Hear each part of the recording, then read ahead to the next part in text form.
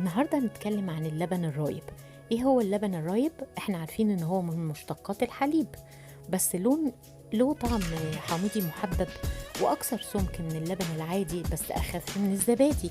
وطبعا عارفين بيتعمل وازاي احنا بنسيبه في مكان دافي لغاية لما يروب 12 ساعة وتختمر فيه البكتيريا النافعة، وبعدين نحط ملح ليمون عليه ونقلبه كويس، او خل، او بنشتريه جاهز لو مش عارفين نعمله. بس المهم فايدته ايه؟ فايدته ان احنا ممكن نستخدمه في المعجنات والمخبوزات، البيتزا والكيكات والكلام ده كله.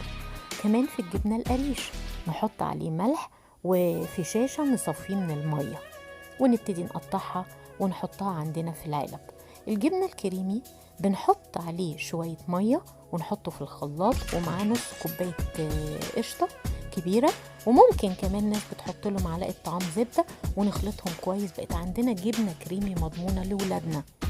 الجبنة القديمة، وفي طبعا ناس عشاق الجبنة القديمة، بنحط على اللبن الرايب ده أو القاطع ده ملح وشطة وفلفل أحمر بعد التخلص من ميته، وبعد كده نقلبه ونحطه في برطمان إزاز من التلاجة. كمان ممكن نعمل منه الموتزاريلا اللي احنا بنستخدمها في عمل البيتزات والفطاير والمعجنات اللي الولاد كلهم بيحبوها. ايه رأيكم كمان ان احنا ممكن ان احنا نستخدمه في تتبيلة اللحوم والفراخ، طبعا مع التتبيلة بتاعتنا وعصير الليمون، فبيبقى جميل جدا. كمان ممكن نستخدمه في عمل الزبادو. طب بنعمله ازاي؟ بنعمله ان احنا نحط فراولة، كيوي، مانجا، خوخ، ونضربه في الخلاط مع التلج والسكر، فبيطلع الزبادو اللي احنا بنشتريه من بره. ده كله غير الفوائد الصحية اللي بيقدمها لنا اللبن الرايب.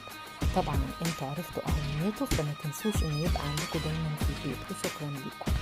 بس يا ريت ما تنسوش الاشتراك في القناة واللايك وتفعلوا الجرس عشان يوصل لكم كل جديد. وشكرا لكم.